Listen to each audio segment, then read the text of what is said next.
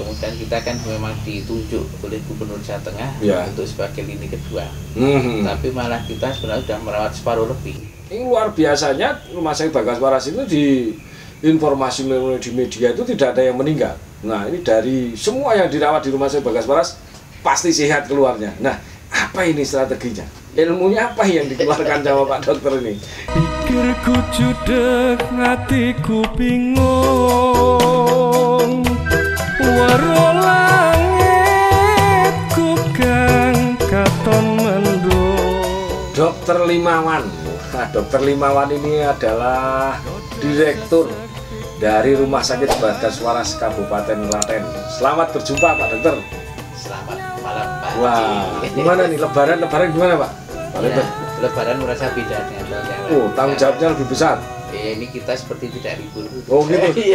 Siaga ya. Siap-siaga. Masih merawat beberapa pasien COVID. Oh, masih berapa Pak Dokter? Yang kami rawat masih 3. 3 orang. 3 yang positif. Ya. 3 positif. Gimana Pak Dokter?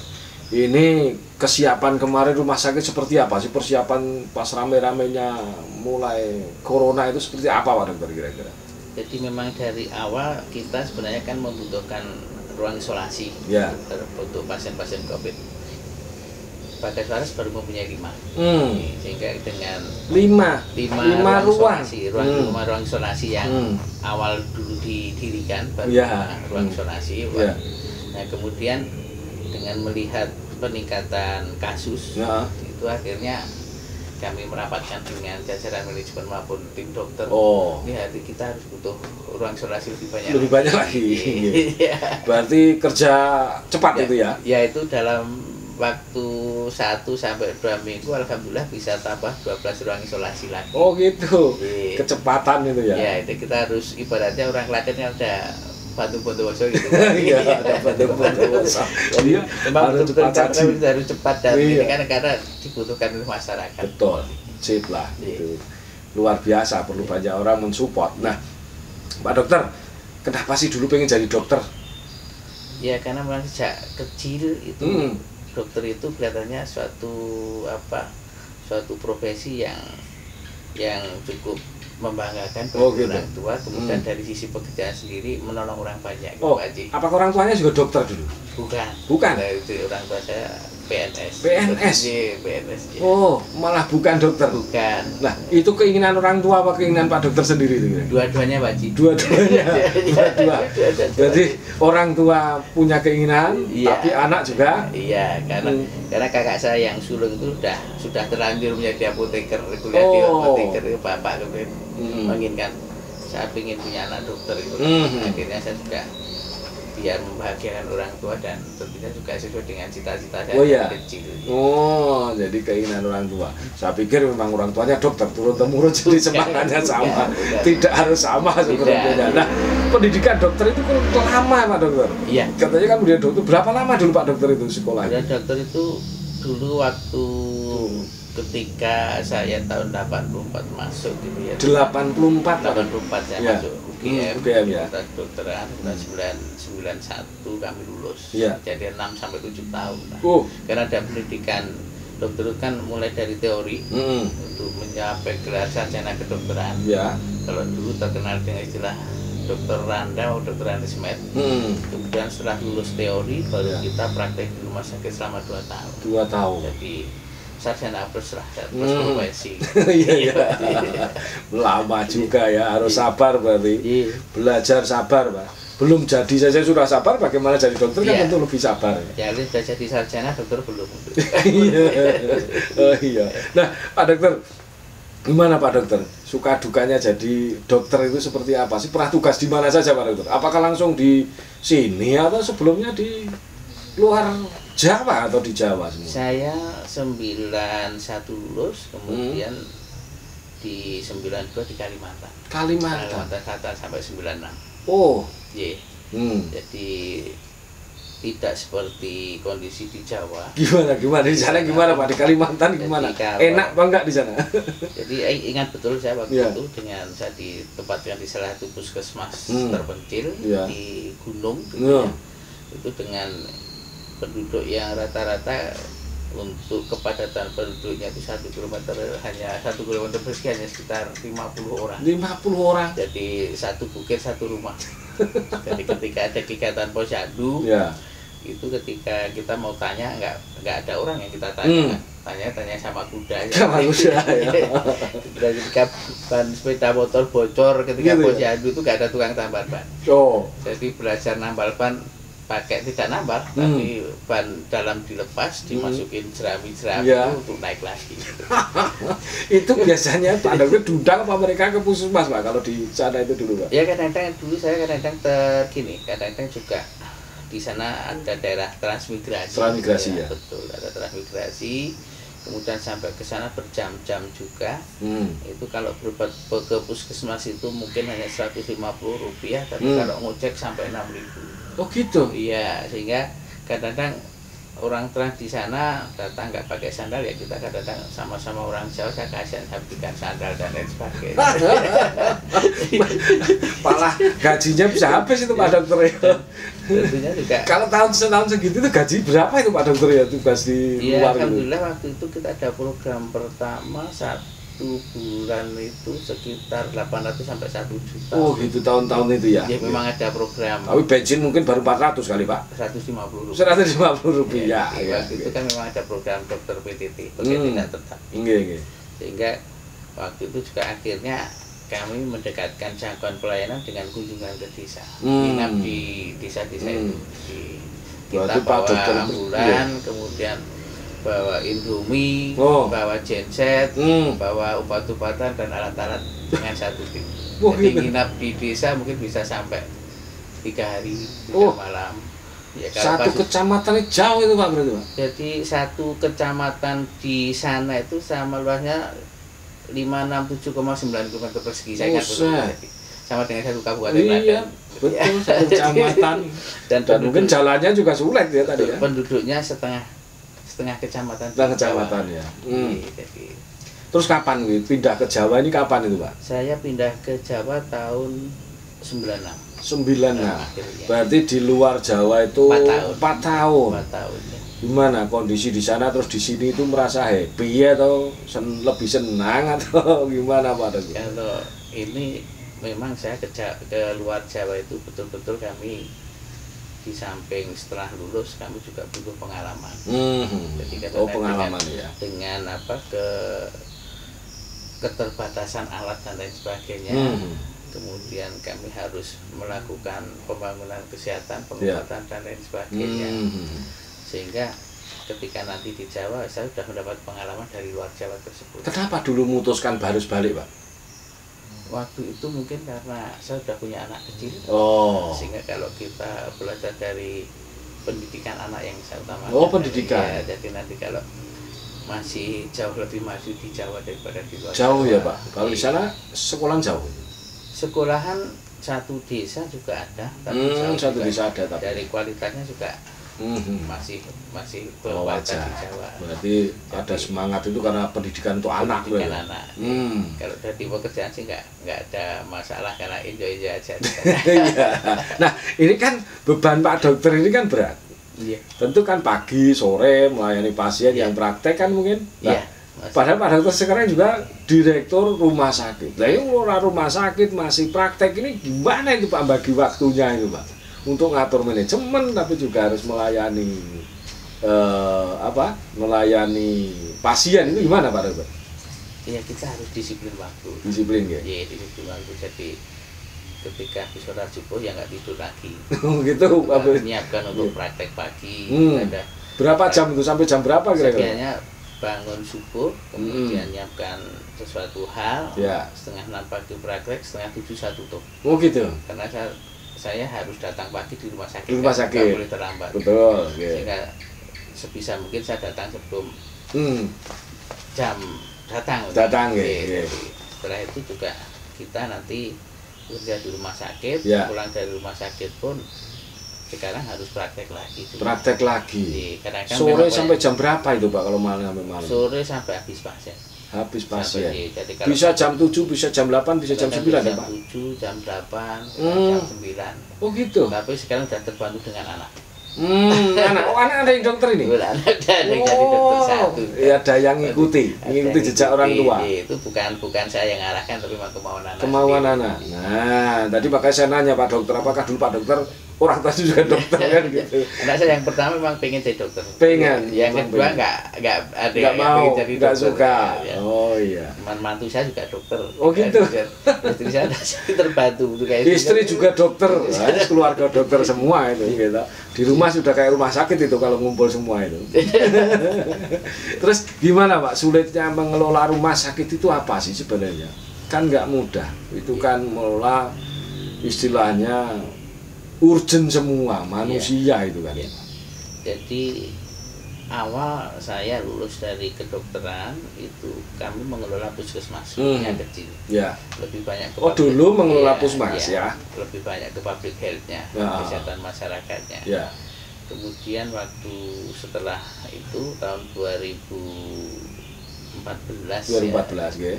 Jadi berawal dari di Klaten pun juga saya puskesmas, dari puskesmas Majegan, kemudian pindah ke Wonosari 2, kemudian ke Kayumas, Lucuk, kemudian di Dinas Kesehatan. Dinas Kesehatan ya. Kemudian 2014 dipanggil bupati waktu itu. Diminta untuk mengelola rumah sakit baru yang didirikan secara fisik di tahun 2014 ya. Di 2015 ditantang harus operasional. Sehingga kami pikir juga background kami juga kebetulan bukan MMR, tapi juga di asuransi kesehatan S2 kami. Sehingga rumah sakit kan suatu kegiatan ke rumah sakit itu padat teknologi, padat karya, kompleks sekali. Nah ini gini Pak, ini kan ini COVID-19 ini Pak. Ini semua rumah sakit kan mesti ada yang untuk merawat sana. Nah, kan banyak ini rumah sakit itu kan banyak juga pasien yang meninggal. Ini luar biasanya rumah sakit Bagaswaras itu di informasi di media itu tidak ada yang meninggal. Nah ini dari semua yang dirawat di rumah sakit Bagaswaras pasti sehat keluarnya. Nah apa ini strateginya? Ilmunya apa yang dikeluarkan sama Pak Dokter ini? Ya sebetulnya sebelum kami sampaikan alhamdulillah kita merawat 13 pasien. 13 pasien. Kemudian kita ditunjuk memang dari gubernur sebagai 13 pasien ini segala umur atau berapa Pak? Yang paling tua berapa? Yang paling muda berapa? Bervariasi. Variasi gitu. Jadi usia paling muda 10 tahun. 10 tahun. Usia paling tua 66 tahun. Ada yang 66 tahun. Kemudian yang laki-laki itu ada 9, yang perempuan ada 4. Oh, perempuan 4. Kemudian kita kan memang ditunjuk oleh Gubernur Jawa Tengah untuk sebagai lini kedua. Tapi malah kita sebenarnya sudah merawat separuh lebih. Separuh lebih ya. Klaten itu ada 22 positif. 13 dirawat di Bagaswaras. Di Bagaswaras. Kemudian untuk merawat pasien-pasien tersebut baik itu COVID positif, PDP maupun ODP, kita bentuk tim. Jadi kita bentuk tim gugus tugas rumah sakit Bagaswaras. Kebetulan kami punya 2 dokter paru, spesialis paru, status PNS semua. Kemudian dokter spesialis cukup lengkap, alat-alat juga cukup lengkap, ronsen, kemudian CT scan kita punya. Dan alat-alat juga lengkap, sehingga kita memberanikan diri bukan harus merawat pasien yang datang ke Bagaswaras. Dan tentunya pengobatan itu tidak hanya cukup dengan obat, tapi juga bagaimana menumbuhkan pasien-pasien tersebut mempunyai status imunitas yang cukup tinggi. Semangat gitu. Semangat, memotivasi mereka supaya selalu senang, selalu happy, karena kalau kondisi senang, itu pasien akan meningkat status imunitasnya. Otomatis itu Pak ya? Otomatis. Jadi walaupun dia diisolasi, diberi hiburan, kemudian kadang-kadang kita WA, kita kontak sampai saat ini pun juga hari raya pasien-pasien WA ke kami. Oh iya gitu ya? Sampai setelah sudah sembuh keluar ini ya? Jadi ada yang say hello dan lain sebagainya. Gitu. Tidak hanya kami, juga tim-tim yang lain juga senantiasa selalu komunikasi dengan pasien-pasien tersebut.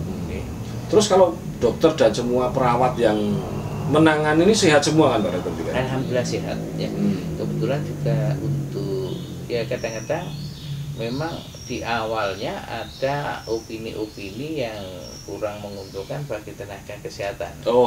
Jadi ketika bekerja di bangsal COVID, itu masyarakat kadang-kadang ada stigma yang negatif. Jadi kadang-kadang merasa takut dan sebagainya, sehingga terus terang waktu itu juga Bagaskara juga pasien di luar COVID menurun drastis. Gitu berpengaruh ya berpengaruh. Jadi ini menangani COVID ini berpengaruh terhadap pasien di luar COVID. Kita sekitar 40-50% turunnya. 40-50%. Ya. Satu mungkin karena ada takut, yang kedua juga memang sekarang rumah sakit untuk pasien non COVID semua menurun. Karena kalau yang alhamdulillah memang menurun. Karena kadang-kadang juga mereka kalau memang tidak perlu berobat ke rumah sakit, mereka akan bertahan di rumah FKTP, di rumah sakit pertama dan lain sebagainya. Sehingga mereka tidak memaksa ke rumah sakit. Kalau dulu kan mungkin dikit-dikit punya BPJS minta rujukan ke rumah sakit, takut. Tapi sekarang mungkin ada rasa takut. Ada rasa takut di Bagaskara. Kemudian ya dengan seperti itu kadang-kadang juga karena saya dapat laporan ada perawat kami yang mungkin sedikit dijauhi dari masyarakat karena merawat itu gimana itu Pak? Itu saya matur ke Ibu Bupati. Bagaimana kalau kami disiapkan untuk rumah singgah tenaga kami. Nah kebetulan alhamdulillah Bupati menyediakan satu rumah dinas wakil Bupati. Itu dipakai untuk rumah singgah. Sehingga yang di sana khusus putri satu dokter spesialis paru dan kalau saya ada 9 perawat. Kemudian untuk perawat laki-laki maupun tenaga kesehatan lainnya kami mempunyai 4 kamar yang sedianya untuk residen di sana juga di rumah sakit. Di rumah sakit langsung. Rumah sakit 4 kamar jadi untuk singgah.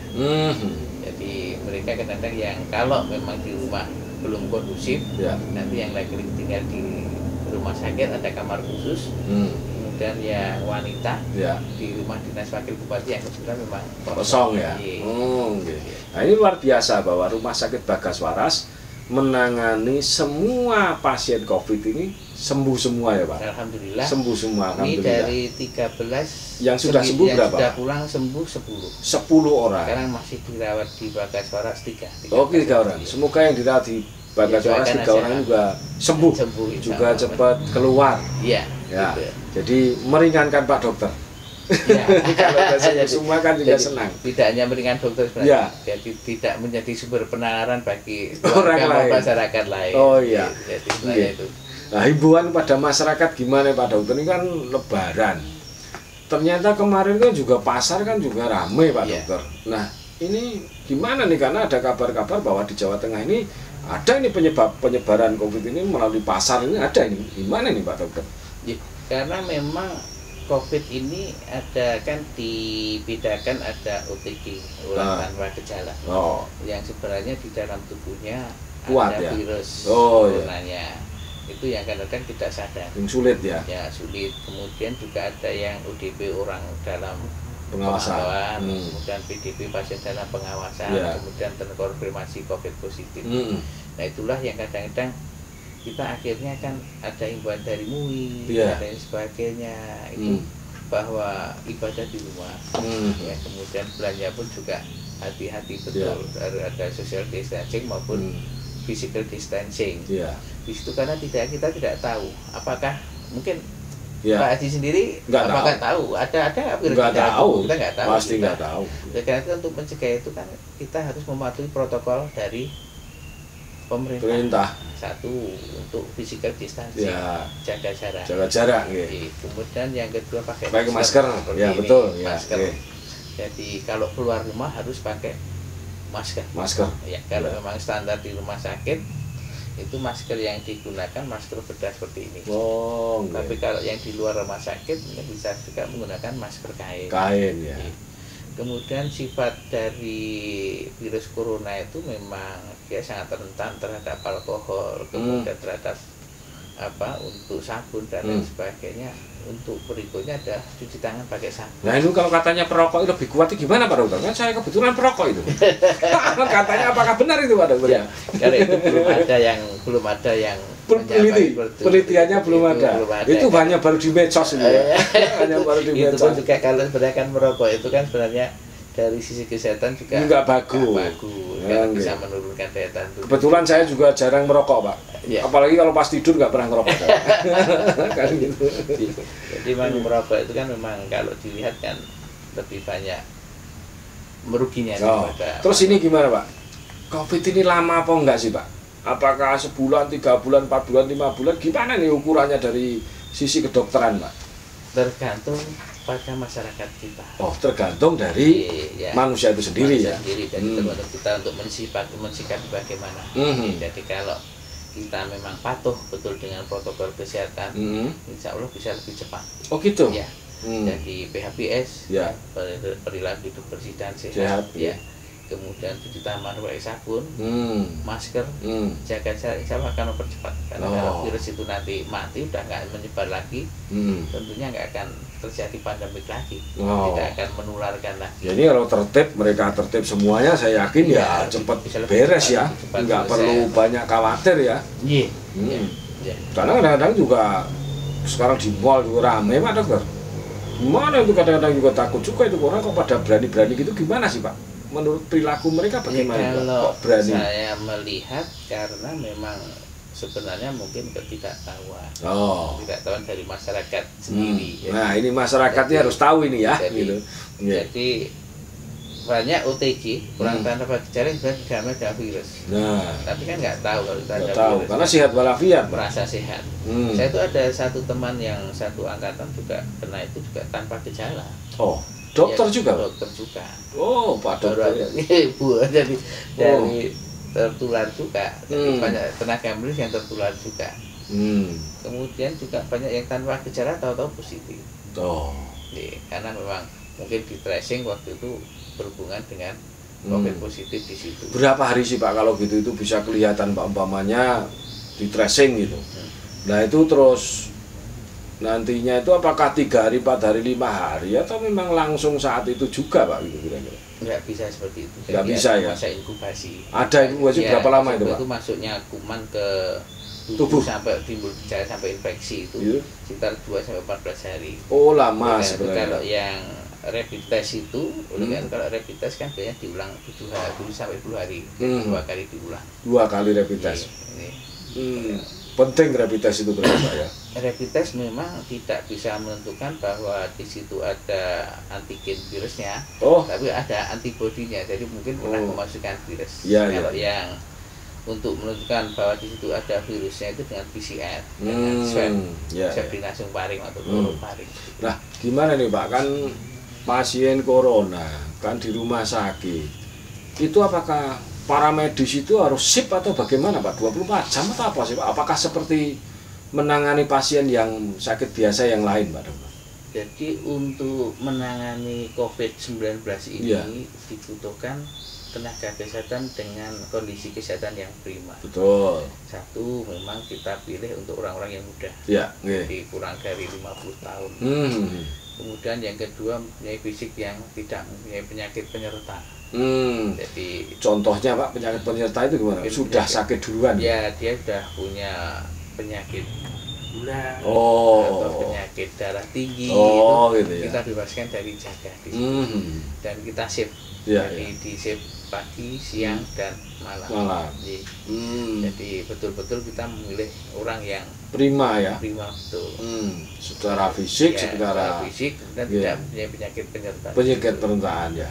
Jadi itu para medis itu 24 jam jaga atau gimana Pak Dokter itu ya? Itu kalau khusus di ruang isolasi tetap seperti perawat-perawat yang lain jaga di bangsal 24 jam. 24 jam. Ada shift pagi, shift siang dan shift malam. Jadi ketika nanti petugas kesehatan itu masuk ke ruang isolasi harus mempunyai APD lengkap. Mulai dari pakaian hazmatnya, kemudian maskernya juga tidak pakai masker seperti ini, tapi maskernya masker N95. Kemudian pakai sepatu boot, kemudian masih pakai gaun dan sebagainya, Google, face shield dan sebagainya termasuk. Jadi harus diyakinkan bahwa masuk itu aman. Nih Jadi harus mendengarkan Pak Dokter ini. Jadi harus mendengarkan Pak Dokter, juga anjuran pemerintah, jaga jarak. Kalau kemana-mana pakai masker. Jangan lupa cuci tangan. Nah, dan juga jangan terus pergi terus ya Pak. Harus rajin di rumah. Jadi jangan berkerumun. Jangan berkerumun, jangan bergerombol. Nah, ini luar biasa. Obrolan yang asik Pak Dokter. Sebenarnya saya pengen ngobrol terus di Pak Dokter, jadi pengen tahu banyak. Nah, tapi mungkin waktu Pak Dokter kan juga terbatas. Harus menangani pasien, harus memperhatikan pasien. Tapi kapan-kapan pasti saya akan silaturahmi lagi sama Pak Dokter.